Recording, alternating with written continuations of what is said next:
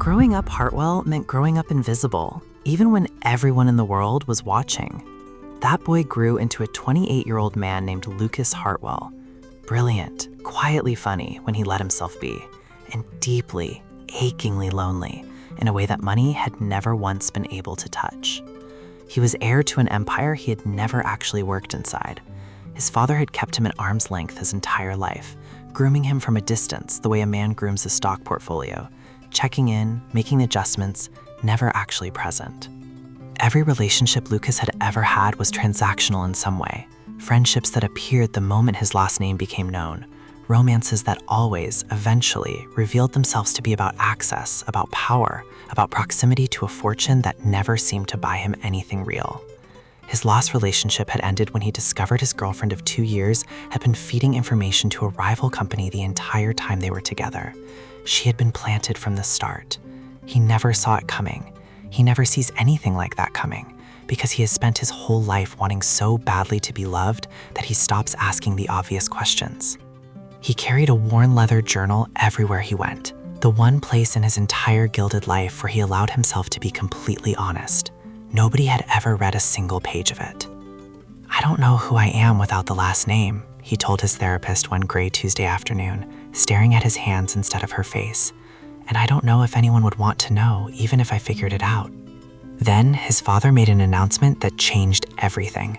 Lucas would officially become CEO of Hartwell Industries in 90 days. The board wanted to meet him properly. The world, for the first time in his adult life, was finally going to see his face. And so Lucas made a decision that was wild and desperate and more human than anything he had done in years. Before he stepped into that role forever, before his face became a headline and his name became a brand, he wanted one real thing, one person who chose him, Lucas, the man, without knowing anything about the empire attached to his name. He called in a favor from his college friend Danny, who now ran human resources at Hartwell Industries. He asked Danny to get him placed inside the company as a junior marketing intern under a fake name, Luke Calloway. Danny was terrified. This was insane. This was the kind of thing that ended careers, maybe worse. But Lucas was electric with something he hadn't felt in years: hope. The morning of his first day, Lucas stood in front of the mirror in his penthouse, dressed down in clothes that cost less than his usual watch. He stared at his own reflection for a long, quiet beat. "Don't be a Hartwell today," he whispered to the glass.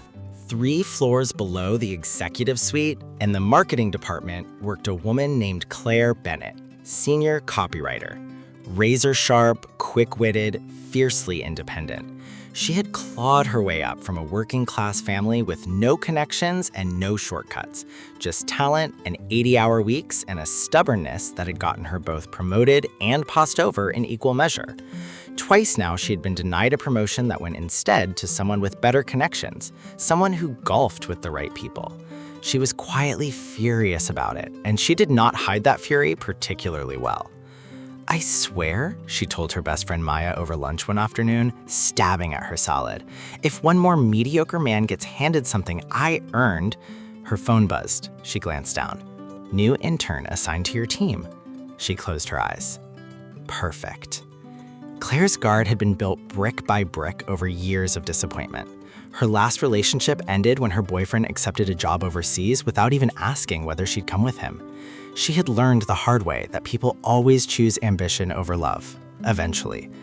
On her desk sat a small cactus, tough and requiring almost nothing to survive. "It doesn't need to be watered constantly," she liked to say. "I respect that." Their first meeting happened exactly the way disasters usually do, suddenly and over spilled coffee. Luke, rushing through the hallway with his wobbling cardboard tray, collided with Claire and soaked an entire stock of her presentation materials. She stared at the ruined pages, prepared to unleash a very practiced, very efficient kind of fury. Instead, Luke looked down at the damage and said, "Well, the font was wrong anyway." Claire blinked, and then, against every instinct she had cultivated for years, she almost smiled.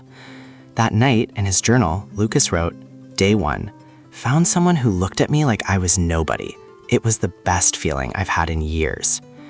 Weeks passed and something unexpected began to grow between them. Luke turned out to be genuinely good at the work. His ideas were sharp, sometimes too sharp for an intern, but Claire dismissed the thought each time it surfaced. He must have researched hard. He must be a fast learner. She had no reason yet to suspect anything else. Late nights stocked up between them. Takeout containers scattered across a shared desk, arguments over campaign strategy that stretched past midnight, laughter over things neither of them could later explain to anyone else. The tension between them was electric, and neither of them dared name it. Luke began to see the company through Claire's eyes for the first time in his life, not as a balance sheet, but as a place where real people got overlooked, where politics decided who rose and who didn't. It disturbed him more than he expected. One evening, during a citywide power outage, the office dropped into total darkness. For 30 full seconds, they stood close enough to hear each other breathe, close enough that neither one moved away. When the lights flickered back on, neither of them said a word about it, but something had shifted. Then Danny pulled Lucas aside one morning, panic written across his face. "Your father's moving the announcement up," he said. "You have 45 days, not 90. Lucas, this has to end now." Lucas felt the walls closing in. He wasn't ready. And worse, he was almost certain she wasn't either.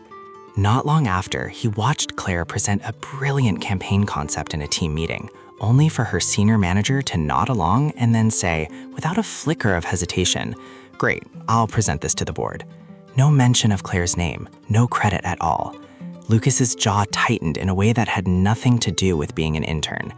That night, using channels no intern should have had access to, Luke anonymously ensured a formal credit email went out from upper management, crediting Claire properly for the idea that was rightfully hers. Claire read the email at her desk, stunned, confused. Who had done this? She had no answer, only a small, warm sense that someone, somewhere, had seen her. A few days later, Claire invited Luke to a small Jaws bar she loved. "Don't read into it," she said, a little too quickly. "I just hate going alone." Over drinks, she opened up about her family, her ambitions, the promotion she felt she deserved and had never gotten. He listened in a way that no one ever had before, fully, without an agenda. "What about you?" she finally asked. "What do you actually want out of life?" He was quiet for a long moment. "I want someone to know me," he said. "The real me, not the version everyone expects." Claire studied him. "That's the most honest thing anyone said to me in years." They walked home together in comfortable silence. At her door, she turned. "Same time next week?" He smiled. "Same time next week." As he rounded the corner alone, his phone rang. His father's voice, flat and businesslike. "The board has seen your photo, son. They're excited to finally meet Lucas Hartwell."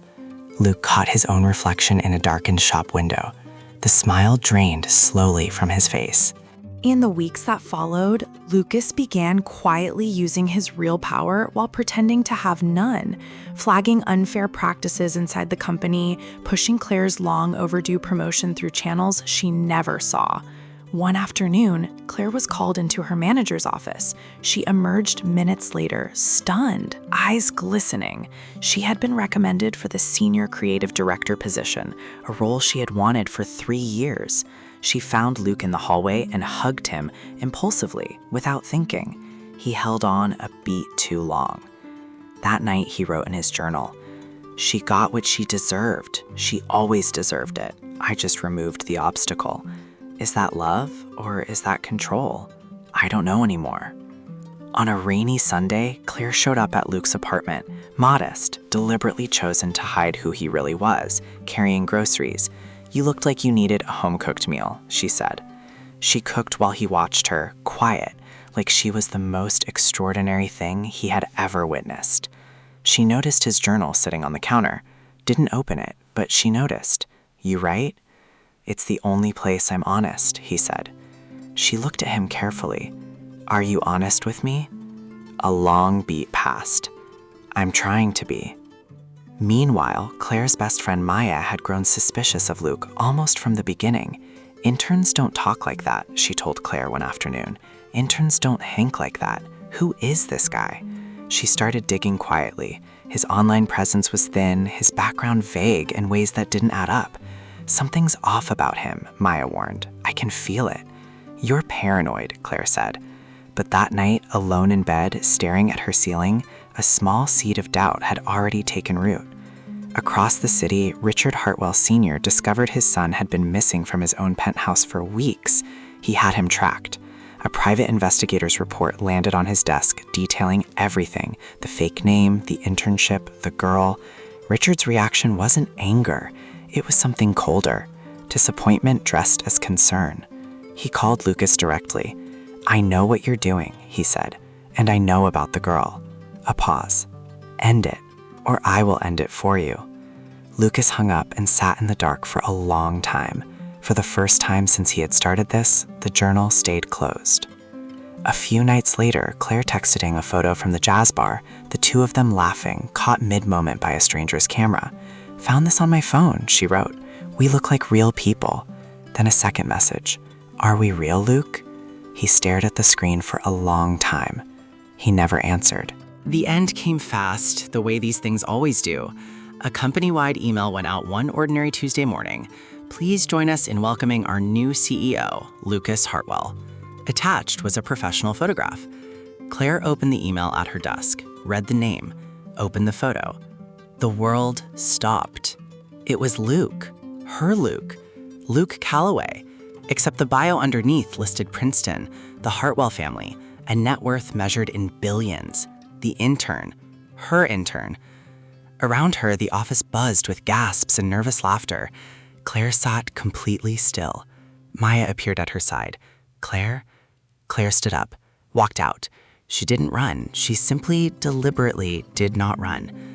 Lucas was waiting outside in the parking lot when she came through the doors, rain just beginning to fall. He had known the email was going out. He had tried to get ahead of it. He was too late. "How long?" she asked, turning to face him. "From the beginning. The internship, the promotion, the jazz bar, all of it? The feelings were real, Claire. Everything I felt for you was real. You don't get to tell me what was real," her voice cracked in a way she hated. "I told you things. I trusted you. And you were playing a game with my life." "I wasn't playing," he said. "I was trying to find something real for once." "You found it," she said. "And then you lied to it every single day." She turned and walked away into the rain.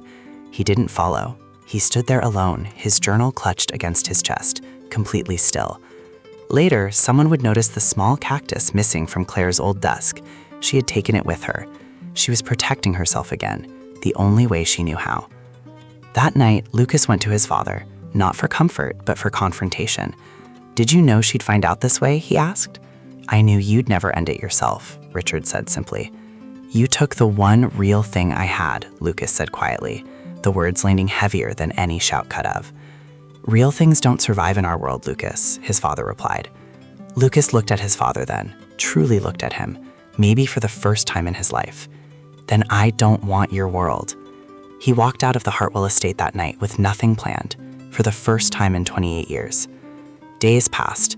Claire returned to work, now officially senior creative director, brilliant, broken, holding herself together with both hands. One afternoon, a package arrived at her desk, no return address. Inside was Lucas's journal. She opened it with shaking hands. Day 1, it read. "She looked at me like I was nobody. I haven't breathed like that in years." Day 12. She argued with me for 40 minutes about a headline. I let her win because she was right. I didn't tell her that. Day 31. I think I love her. I think I've been terrified of this exact feeling my entire life. Day 44. I have 24 hours before she finds out. I keep starting sentences I can't finish. I'm sorry. The final page held a single line. She deserved the truth from day 1. She deserved everything from day 1. Claire closed the journal and pressed it to her chest. Tears fell, but her expression was complicated. Not forgiveness, not yet, but something close to understanding. Not long after, in a move that shocked the entire business world, Lucas Hartwell publicly declined the CEO position, citing a need to earn what he led rather than inherit it. He took an entry-level job in a different industry altogether and started over, genuinely from nothing. The board was furious. His father said nothing at all. The press could not stop talking about it. Maya showed Claire the news article on her phone one evening. Claire read it in silence, said nothing. But that night, she picked the journal back up and read it again from the beginning. She found him weeks later at the same jazz bar where it had all started. He sat alone, nursing a drink, looking like a man who had lost everything and had somehow impossibly found a strange peace in the wreckage. She sat down across from him and set the journal on the table between them. The music played softly. Neither of them spoke for a long time. "I'm not ready to forgive you," she finally said. "I know," he answered, "but I read every word." He looked up at her. "Tell me something true," she said. "Right now. No last name, no title. Just something true." He thought for a moment. "I've never been more scared in my life than I am right now." Claire studied him for a long moment. "That's a start." She didn't leave, he didn't reach for her hand, but they sat together. Two people with no performance left between them, no pretense, as the music filled the space where all the lies used to be. "I spent my whole life wondering if anyone would love me without the name," Lucas said, much later, in a voice that carried through everything that had happened between them. "Turns out the harder question was whether I was worth loving at all, and for the first time, I think I might be willing to find out."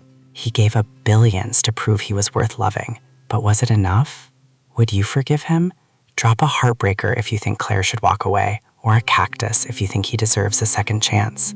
This story asks something we all face at some point. Can you truly love someone you met through a lie? Or does love require truth from the very first moment? And if you thought this story was emotional, our next one is about a woman who discovered her husband had been living a double life for 11 years and the truth was hidden in their daughter's DNA test. You won't see the ending coming. Subscribe because the best stories are the ones that stay with you long after they're over.